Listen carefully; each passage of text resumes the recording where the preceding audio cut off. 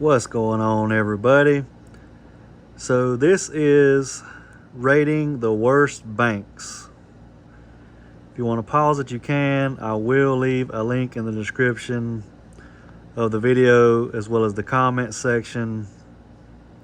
I think it's no surprise Silicon Valley Bank is number one. Oh, and look who's at number two. The bank that I said was the worst bank to bank with. Bank of America. Imagine that. Y'all should read this stuff. Credit One Bank. No surprise here. Whoop. A little pop up here. And remember that other bank I talk about that sucks? Wells Fargo is also in the top 5. Wells Fargo and Bank of America are two of the worst banks to bank with. I don't care if you're rich. I don't care if you're poor. They suck.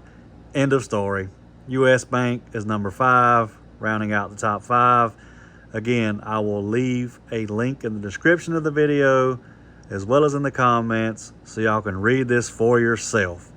Bank of America and Wells Fargo, they suck. End of story.